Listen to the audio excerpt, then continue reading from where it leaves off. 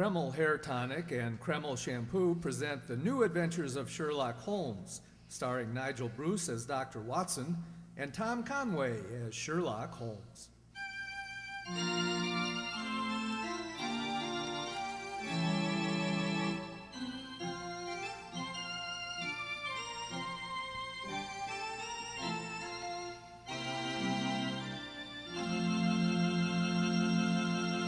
Now, once again, it's time to keep that weekly appointment with our good friend and host, Dr. Watson.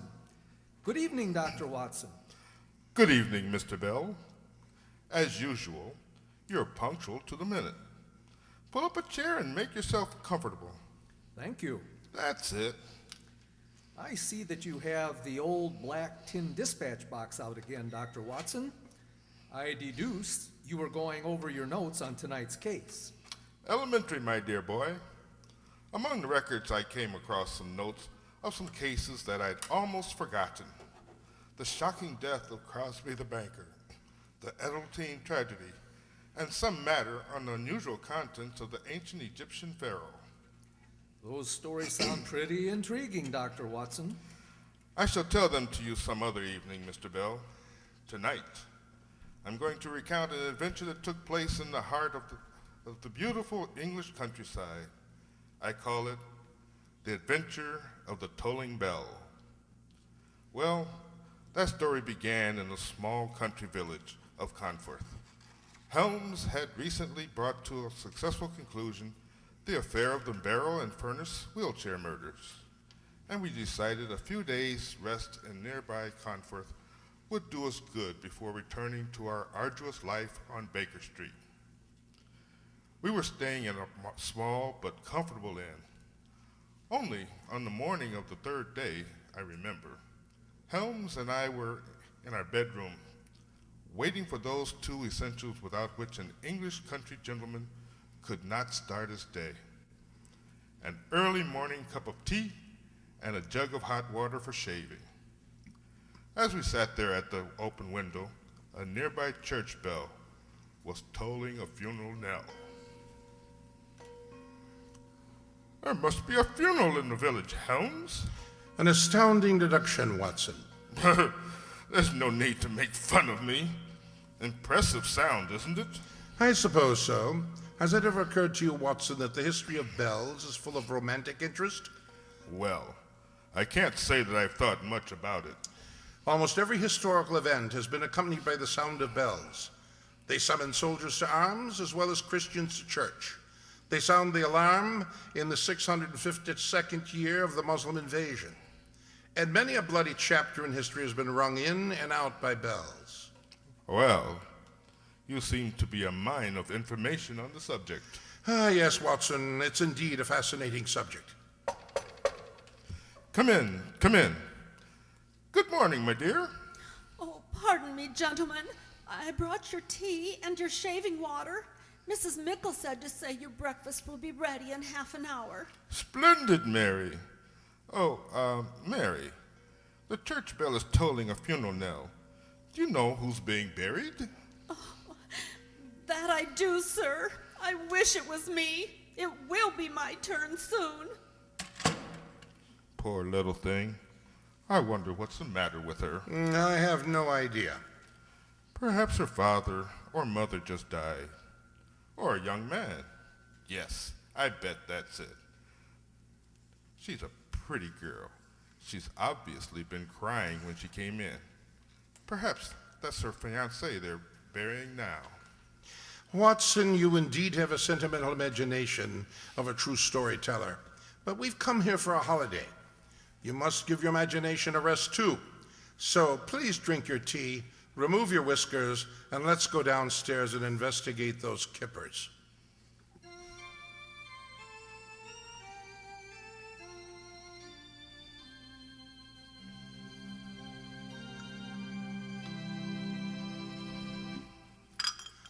You like your kippers, gentlemen?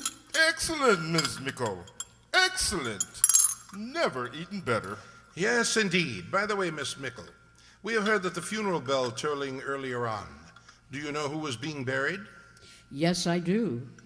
2 souls were being buried, and one of them was a murderer. A murderer? Lord, in this peaceful village? What happened, Mrs. Mickle? Old Threadgold, the corn merchant, found out his wife had been gallivanting around with a young fellow from Bolton. Cut her throat, he did, and then hanged himself. More tea? Thank you. Shocking. So the peaceful countryside is not as peaceful as it's made out to be, eh, Holmes? Thanks that I frequently had an occasion to point that out to you, Watson. Has the Morning Post arrived yet, Mrs. Mickle?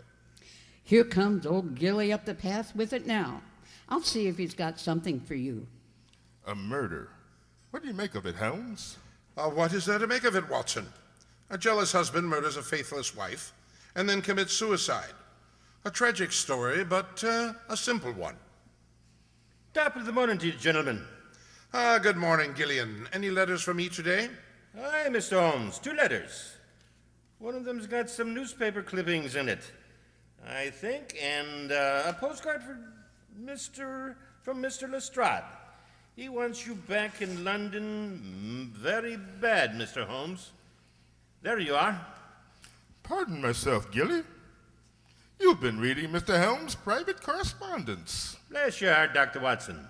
If I didn't read other people's correspondence, how would I know what's going on in the village? You're right, Gilly. It is newspaper clippings. And by the way, you heard about the murder of Mrs. Threadgold, I suppose? Heard about it? I tolled the bell this morning at the funeral. Did you say that you're the bell ringer, as well as the postman? Bless your heart, yes, Doctor. President of the Choral Society, too, as well as being on the parish council. You're a very busy man, Gillian. That I am, sir. Take this afternoon now. I'm to ring the bells again. Not another funeral, surely. No, sir. A wedding this time. Oh, I'm glad to hear it. Young St. Perry is marrying the Slater girl, and you might say I'm responsible for bringing them together. Got some of their letters mixed up, I did. They looked each other up to exchange them, and presto, before you knew what's happening, they're getting married. Regular Cupid, you might say I am. Be off with you, Gilly. Other people want their letters.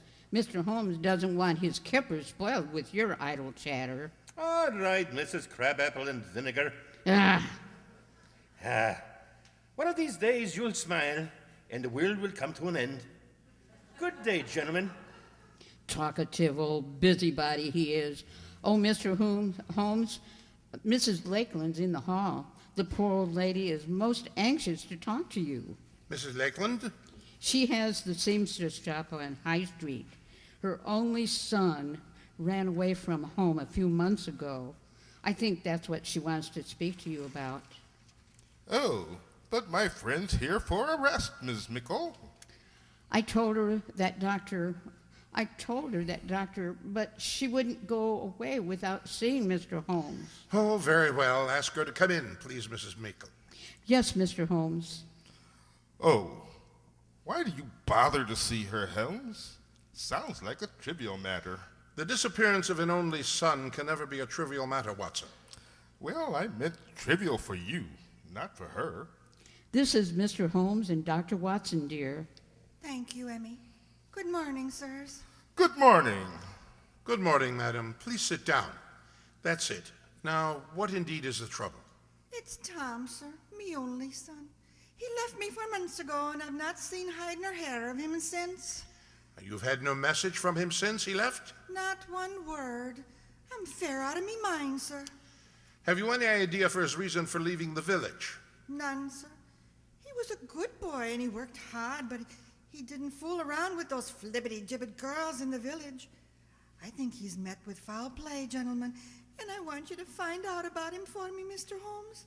I've heard say in the village that you're the greatest detective in England. Mrs. Lakeland, I'll be glad to help you, but you've given me no clues to work with.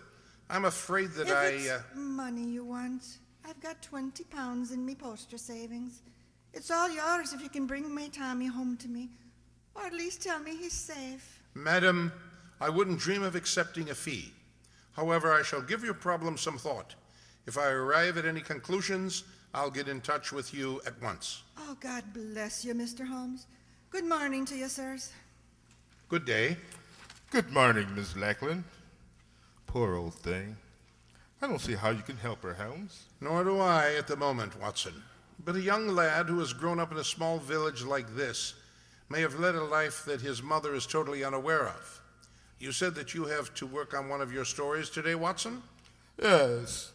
I received a letter from the editor of the Strand magazine yesterday. He's requesting a manuscript as soon as possible. Splendid, splendid. Then you must stay at the inn and work on your latest manuscript, while I scour the village to see what may be found out about the missing young man.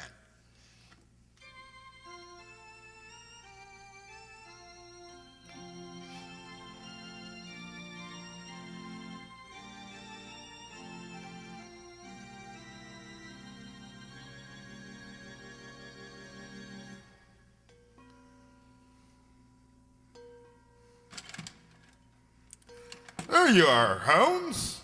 I was beginning to think you got lost. Hello, Watson. I trust you had a profitable session with pen and paper? I got about half a chapter. I would have done more if it hadn't been for those infernal bells. The wedding ceremony that worthy Gillian told us about this morning? Oh, my lord, I'm tired. What did you find out about Miss Lackland's son? Among other things, that he had a secret love life unknown to his mother. And the object of his affections was none other than the maid who brought us our tea this morning. Mary? Did you talk to her? No, it's her half-day off, and I was unable to find her. But I shall question her when she brings our tea tomorrow morning.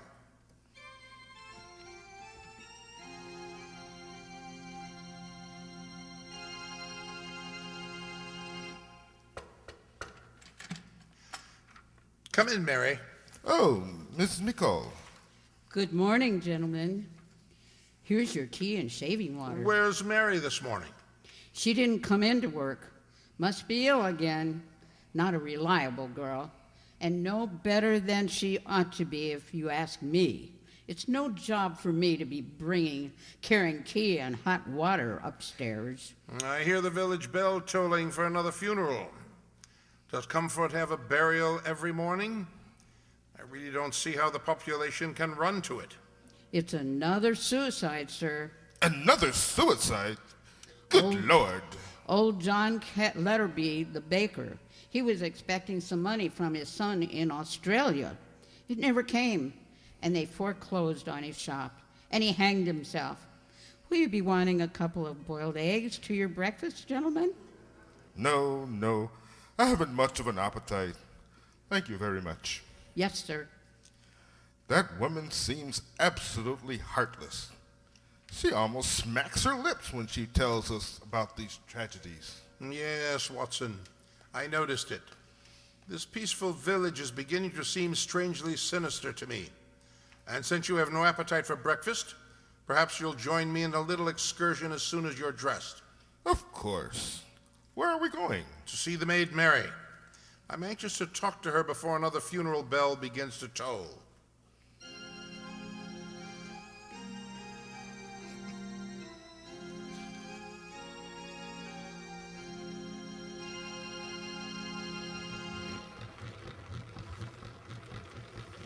This must be the cottage home. They said it was the one with the honeysuckle over the gate. Yes, and there's Mary sitting on the porch. She's got up.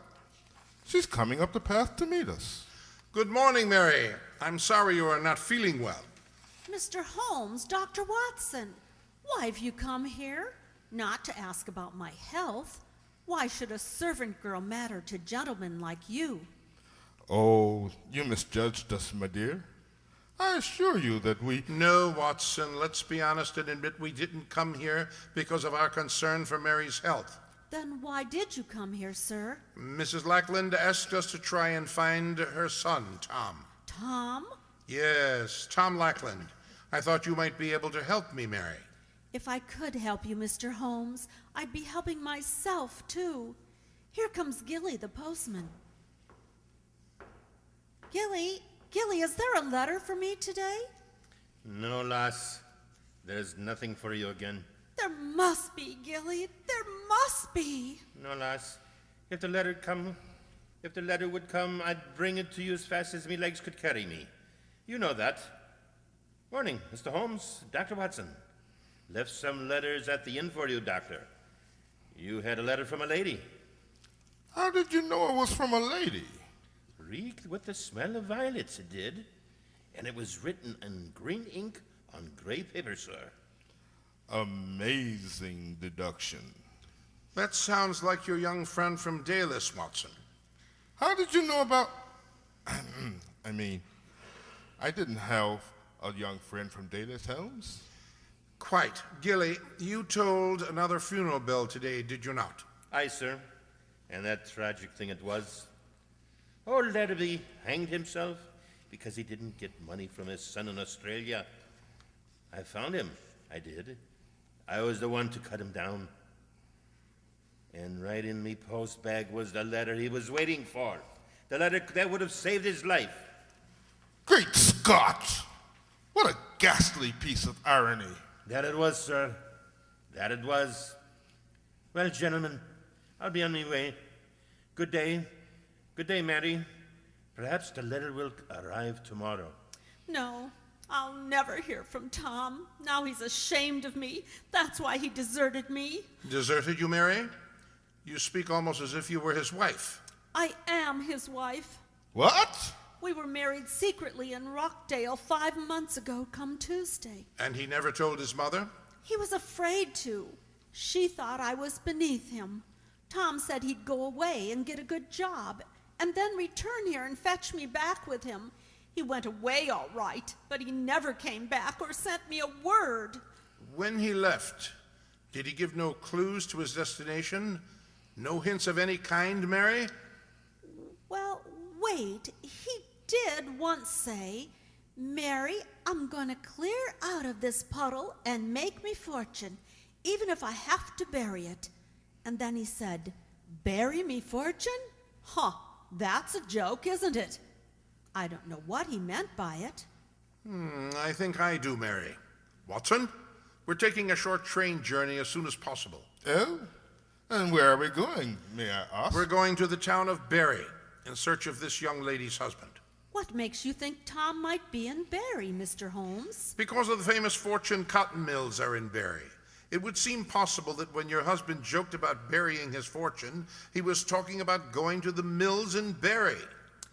Wherever he's gone, he won't be coming back for me. I know that. Now. Don't talk like that, my dear. Remember, you have friends, Mrs. Lackland.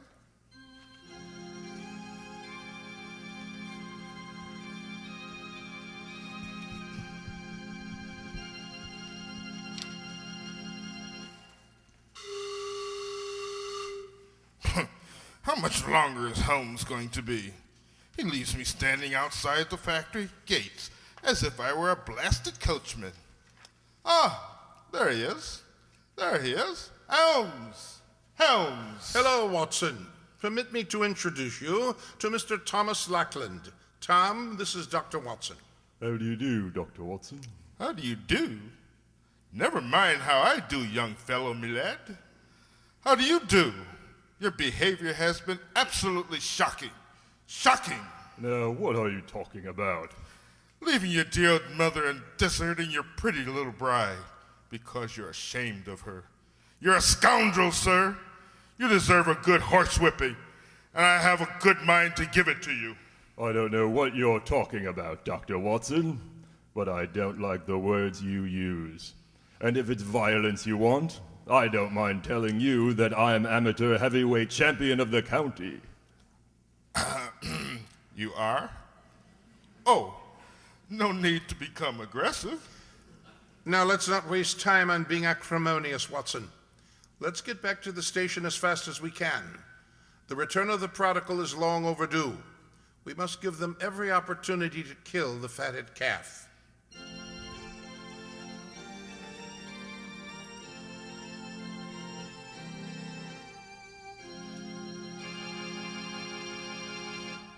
Ah, there's Mary's house. I'm dying to see her. And after this reunion, Tom, I suggest that both of you go over and see your mother. I'm sure she'll forgive you. Yes, Mr. Holmes, I'll do that. Perhaps we should have warned her. Your sudden appearance may be something of a shock. I think it's a shock that Mary can handle.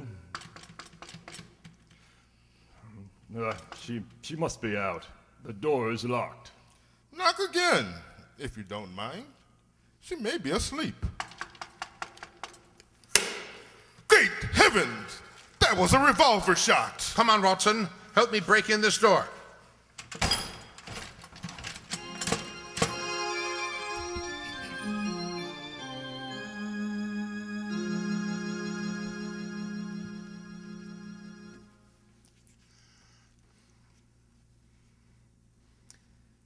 Now, Dr. Watson, that was a fine place to break off your story.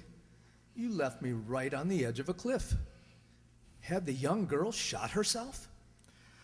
She'd shot at herself, Mr. Bell. But fortunately, her last-minute lack of courage had made her shot go wild.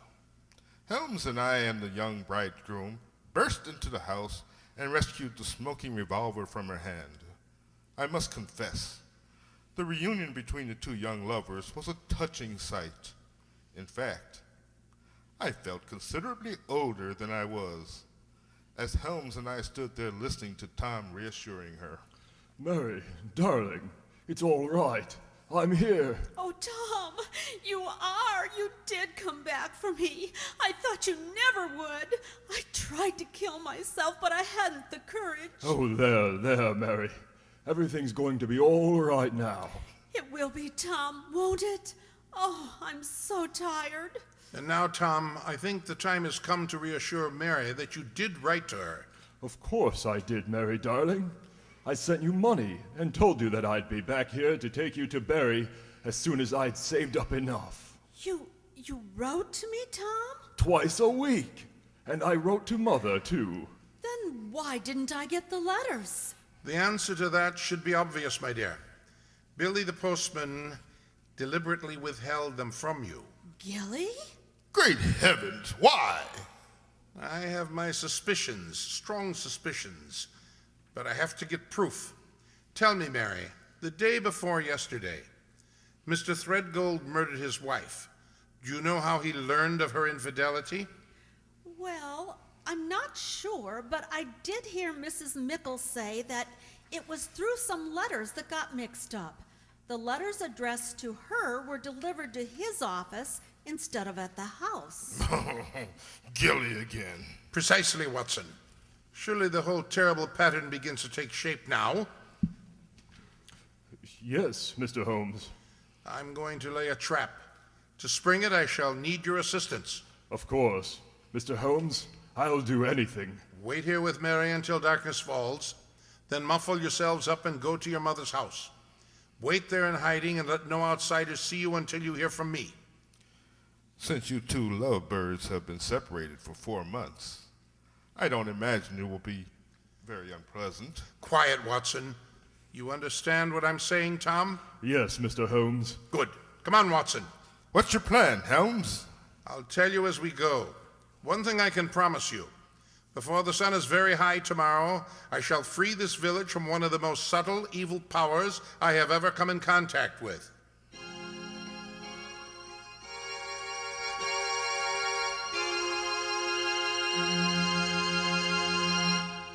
Good morning, Dr. Watson, Mr. Holmes. Good morning, Miss Mickle. Good morning.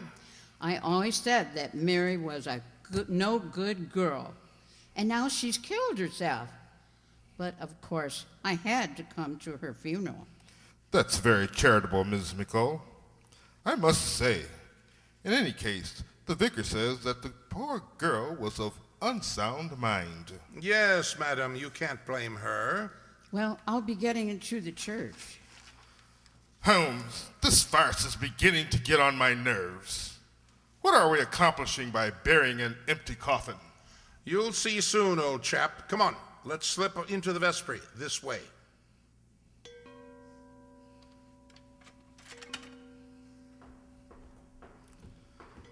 Where are we going, Holmes? Up the stairs that lead to the belfry. Here they are. Well, supposing Gilly turns nasty when he finds out we know his secret. Then we must handle him with the best of our ability, Watson. Well, I must say, I do not relish the thought of a tussle high in the belfry of a church. The man must be insane. Obviously. That's why his power must be destroyed. This door apparently leads to the belfry. Keep your wits about you, Watson.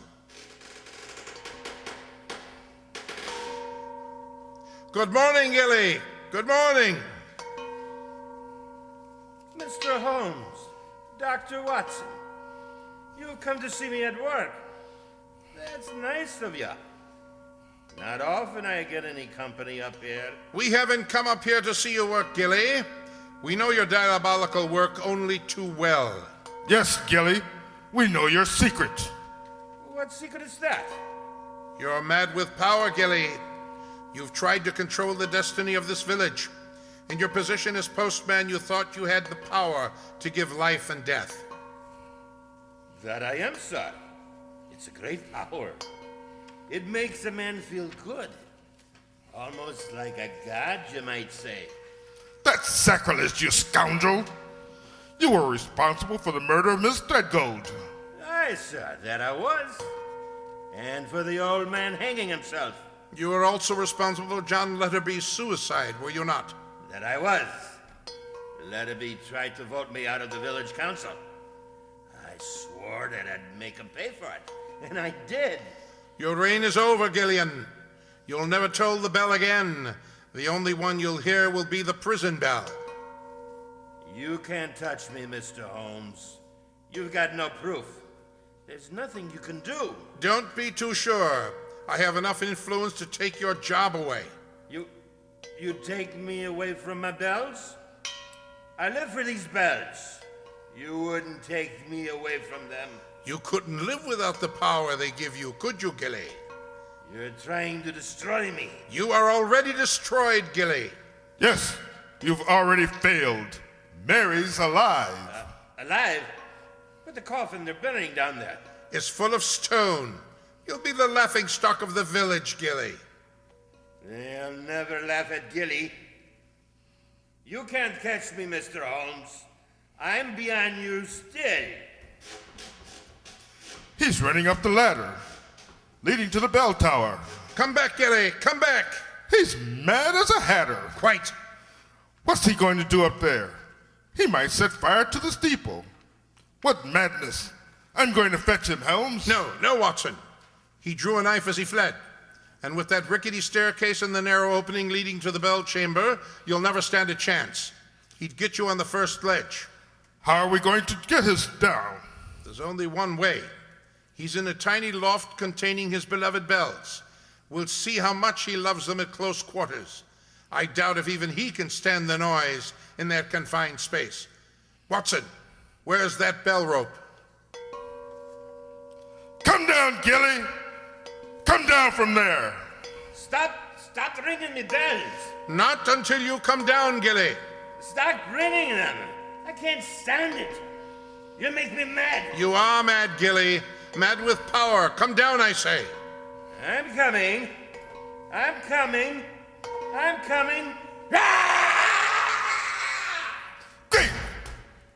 Great heavens! He hurled himself out of the belfry, Holmes. He hasn't a chance of surviving that fall. I had no intention of causing that unhappy man to jump to his death, Watson. Though I can't help but feel that his poor, demented mind may find a happier oblivion this way rather than in the confines of an asylum. Yes, you're probably right, Holmes. It's been a shocking case, Watson. Shocking. And once again, it proves the old saying that violence does intrude and recoil upon the violent, and the schemer falls into the pit in which he digs for another.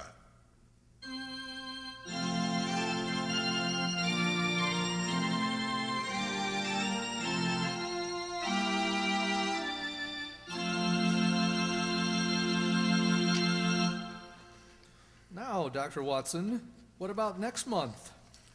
Well, now, let me see. What's left in here? Oh, yes. Next month, we'll have a rather ghostly story about a long-dead sea captain and a lovely, lonely wife. It's called The Ghost of Ms. Muir, and we'll be back on Friday, February 27th, to tell you that story. I can hardly wait, Dr. Watson. Let me just add that tonight's new Sherlock Holmes adventure was suggested by an incident in Sir Arthur Conan Doyle's story, The Golden Pince-Nez. By the way, starring in tonight's cast were Dr. John Gelsomino as the famous detective Sherlock Holmes, with Andre Dixon as his counterpart, Dr. Watson. Also heard in this story were Judy Marsh as Mary and Nell Brennan as Mrs. Mickle. The part of Mrs. Lackland was played by Ellie Babcock. Tom Lackland was John Wirtz, and the crazed Mr. Gillian was none other than Rob Krasniewski. Music was scored by Dr. Gelsomino, with sound effects created by Bill Escobedo and Ellie Babcock. This is your host and announcer, Jay Summerfield, speaking. Please stay tuned now as the Riverside Township radio players bring you yet another kind of adventure, that of the angelic, and I use the term loosely, little girl, Baby Snooks, and her daddy as they visit a department store to return some Christmas presents, and then, as if daddy wasn't frustrated enough, they take a trip to an art museum of all places. We'll be with you in one moment.